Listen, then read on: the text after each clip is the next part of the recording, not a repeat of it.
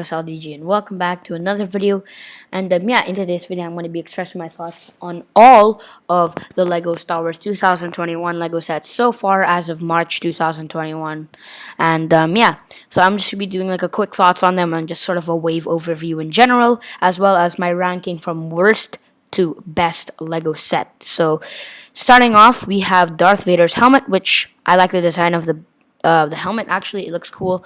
My one complaint is the price at $70. That's way too overpriced. I don't understand why this isn't 50. This should be $50. I mean, it's Lego Star Wars. I guess you'd expect it to be like that because after all, Lego Star Wars sets, they always overprice them. They're normally like $10 to $20 more than they should be. And yeah, this is probably the worst in terms of the pricing, but I like the design of the helmet.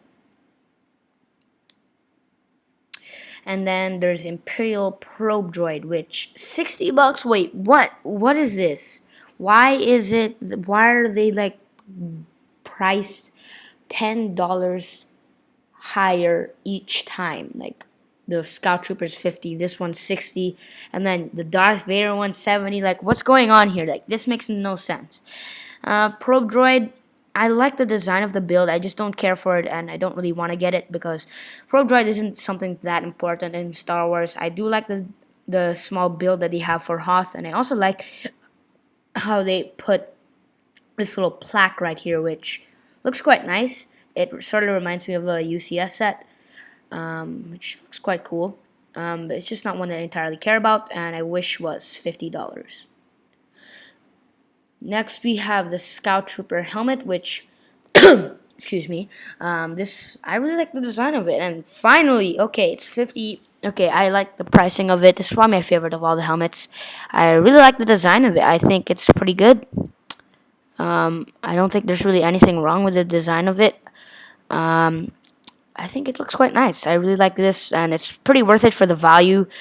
Maybe 40, I don't know. I think, yeah, 50 is fine. I mean, for a Lego Star Wars set, so you gotta expect that. Next is Imperial Tie Fighter, which is a new and affordable skill, which I like. And I like the design of the build. I've seen people hate on the January wave, and I kind of understand. I mean, they're all pretty much remakes that are downscaled, which is not one that people really like. I like the design of it. I think it's quite nice. It's a very affordable skill, but this set still, I don't think it's something that you should really get because none of the minifigures are exclusive. I think this one appeared in the Death Star, that droid right there, and I don't know, nothing else really appeals to it because, I mean, if you already have a TIE Fighter, like an Imperial TIE Fighter, I don't really see the importance of buying this set. This is not one that you really want to get. This is something that you want to get if you don't have a TIE Fighter, and yeah, so I still like the design of it, and I think it's very nice and affordable.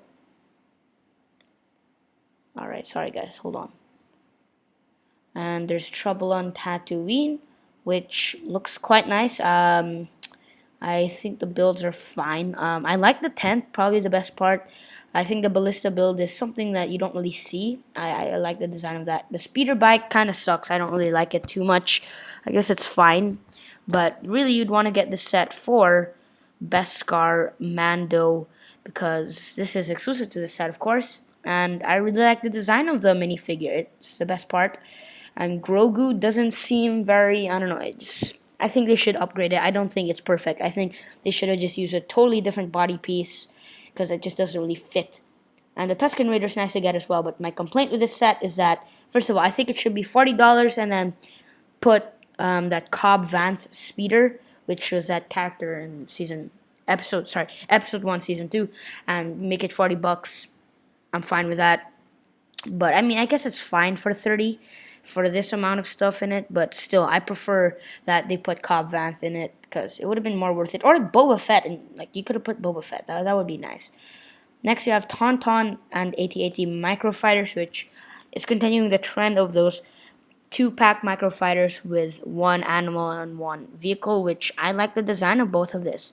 This is actually a remake of AT-AT Microfighter that came out in 2015. And I like the Tauntaun build. It's so adorable. I like it. Best part, of course, is the minifigs where you have an exclusive Luke.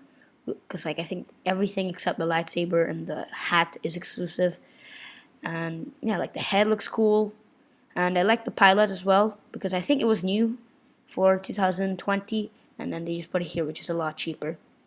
Resistance X-Wing sort of has the same complaints as I had with the 2019 version, where, first of all, I don't like the design of that cockpit. It looks horrible. Like what? Like you don't what? You just have open sides, and the build itself doesn't really look that nice. I mean, of course, it's a 4+ set, so you understand. But I still think that you should probably make a new cockpit because I don't like how that looks. And BB-8 just looks awkward standing in the back. The minifigures are nothing new or exclusive, so yeah, I don't think you should really get the set unless you want to buy it for like your kid or whatever. Millennium Falcon Microfighter. I mean, I like the design of the build, but it's like we already had that remade once already with that one in 2018. I didn't like that set, and this has the same exact problems where, I mean, it's a remake. It's the same exact one pretty much. You barely changed anything, and this minifigure isn't exclusive and comes in other sets. So I don't think you should really get the set just for that minifig because you can get in far superior sets. So yeah, that's just what I think, and I think there are two more sets. There's the Imperial Shuttle. I like the design of the build for the most part. I think it's a very affordable value at 70 because last time we had like 100 or whatever. Worst part is that cockpit, which looks so bad. Honestly, like, look at that bottom is just exposed right there. That doesn't look nice. I don't like how that looks. But other than that, the build looks quite good. And the worst part is probably the minifigures because look at that. Darth Vader doesn't have arm printing. Like, hello, we just got Darth Vader with arm printing in that one Death Star Final Battle set. And then here you don't? What? Why would you cheap out on? Like, why?